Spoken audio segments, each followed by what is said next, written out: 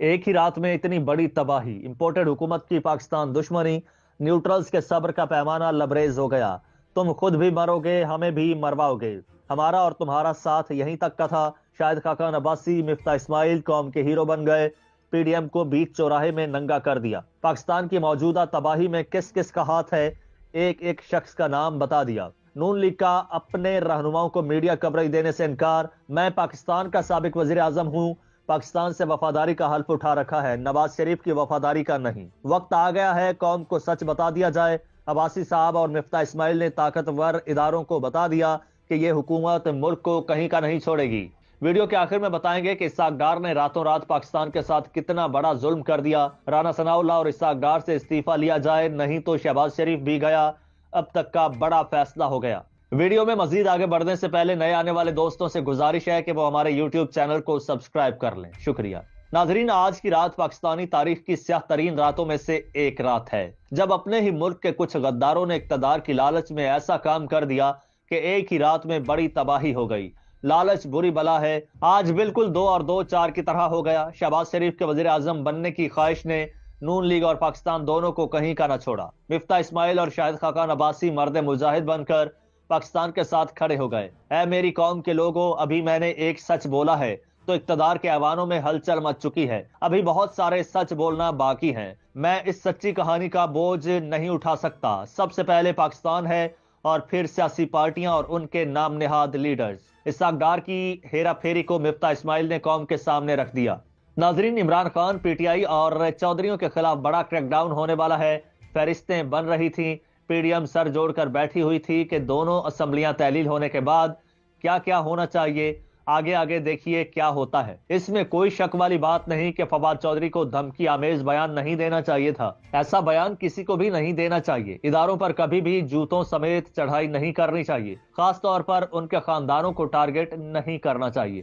انہوں نے کون سا اتنا بڑا جرم کیا کہ ان کو منہ پر سفید کپڑا پہنایا گیا اور ہتھکڑیاں لگائی گئیں اور پھر تصاویر بنائی گئیں؟ آخر یہ سب کر کے کیا ظاہر کرنا چاہتے ہیں؟ فواد چودھری کے خلاف غداری کا مقدمہ صرف ایک بیان دینے پر درج کیا گیا۔ ناظرین، چیئرمین پاکستان تحریک انصاف عمران خان کی زیر صدارت مرکزی لیڈرشپ کا اجلاس ہوا، جس میں اسد عمر، اسد قیصر، شبلی فراز، عمر ایوب، یاسمین راشد اور دیگر رہنماؤں نے شرکت کی۔ اجلاس میں موجودہ سیاسی صورتحال اور آئندہ کے لائے عمل پر تفصیلی طور پر مشاورت کی گئی۔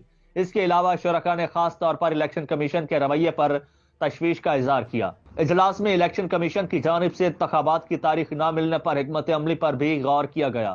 مرکزی لیڈرشپ کی جانب سے فواد چودھری اور دیگر پی ٹی آئی کے رہنماؤں کی گرفتاری اور نگران وزیر اعلیٰ کے رویے کے خلاف ہر فورم پر آواز اٹھانے کا فیصلہ کیا گیا۔ اجلاس میں پارٹی کے دیگر رہنماؤں کی ممکنہ گرفتاریوں کے حوالے سے حکمت عملی پر بھی غور ہوا۔ ناظرین، سابق وزیر اعظم اور مسلم لیگ نون کے سینئر رہنما شاہد خاقان عباسی نے بھی پی ٹی آئی رہنما فواد چودھری کی گرفتاری کی مخالفت کر دی۔ انہوں نے جی این این کے پروگرام میں گفتگو کرتے ہوئے کہا کہ فواد چودھری کو گرفتار نہیں کیا جانا چاہیے تھا۔ جو کچھ فواد چودھری نے کیا اس کا بھی دفاع نہیں کیا جا سکتا۔ اس قسم کی زبان استعمال نہیں ہونی چاہیے اور اس قسم کی دھمکیاں نہیں دینی چاہیے۔ قانون میں لچک بھی ہوتی ہے۔ فواد چودھری کے خلاف مقدمہ درج کر لیا جاتا اور وہ اس کا سامنا کر لیتے۔ سیاسی لوگوں کو ہتھکڑیاں لگانا اور جیلوں میں ڈالنا عمران خان کا کام تھا۔ ہمیں یہ کام نہیں کرنا چاہیے۔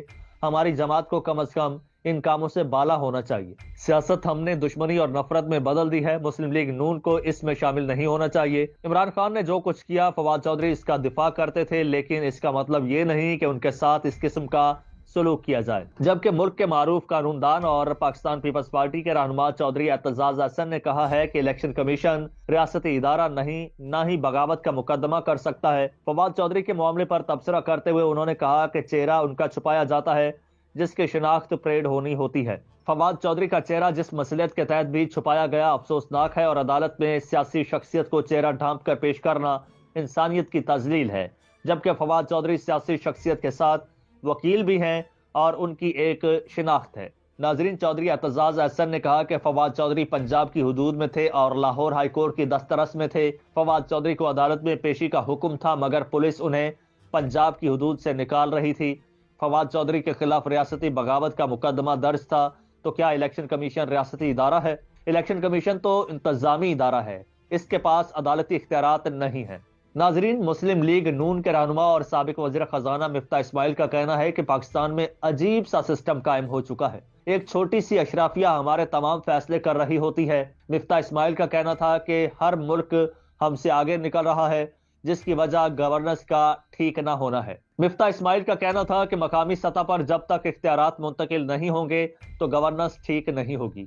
ہمیں نچلے طبقے کے لیے روزگار کے مواقع پیدا کرنے کی ضرورت ہے۔ سابق وزیر خزانہ کا کہنا ہے کہ ہم نے جمہوری طرز حکومت اور صدارتی سسٹم کو دیکھا، آمریت کو بھی دیکھ لیا۔ ملک میں عجیب سا ایلیٹ سسٹم قائم ہو چکا ہے جسے ہٹانا پڑے گا۔ ناظرین، ایک چھوٹی سی ایلیٹ کلاس پاکستان کے فیصلے کر رہی ہوتی ہے، ہم بھی سسٹم کو نہ بدل سکے، اس لیے ہم بھی قصوروار ہیں۔ حال ہی میں شروع ہونے والے نیشنل ڈائیلاگ اور نئی سیاسی جماعت کے حوالے سے پوچھے گئے سوال پر رہنما مسلم لیگ نون کا کہنا تھا کہ مسلم لیگ نون کا ہی حصہ ہوں، پارٹی نے میرے خلاف کوئی کارروائی نہیں کی، لیکن مستقبل میں الیکشن میں حصہ لینے کا کوئی ارادہ نہیں ہے۔ اسحاق ڈار کو پاکستان لانے سے متعلق سوال پر مفتاح اسماعیل کا کہنا تھا، علم نہیں کہ ڈار صاحب کو کیوں لایا گیا، لیکن ڈار صاحب نے کوشش کی جس سے پاکستان کو بڑا نقصان ہوا۔ حکومت اب اس بات پر راضی ہو گئی ہے کہ IMF کی تمام شرائط کو ماننا پڑے گا۔ ناظرین، وزیر اعظم محمد شہباز شریف سے بڑی اتحادی جماعتوں کے سربراہان کی ملاقات وزیر اعظم ہاؤس میں شروع ہو گئی۔ وزیر اعظم شہباز شریف نے پاکستان پیپلز پارٹی کے شریک چیئرمین آصف علی زرداری اور جمعیت علماء اسلام کے سربراہ مولانا فضل الرحمان کا وزیر اعظم ہاؤس پہنچنے پر استقبال کیا۔ PDM رہنماؤں کے اہم بیٹھک جاری ہے۔ ذرائع کے مطابق ملاقات کے دوران ملک کی مجموعی سیاسی صورتحال پر تبادلہ خیال کیا جا رہا ہے اور پنجاب اور خیبر پختونخوا میں انتخابات سے متعلق سیاسی حکمت عملی پر مشاورت کی جا رہی ہے۔ ناظرین، امپورٹڈ حکومت اپنے اوچھے ہتھکنڈوں سے باز نہیں رہی۔ حکومت پاکستان کسی بھی قیمت پر عمران خان کو مائنس کرنا چاہتی ہے۔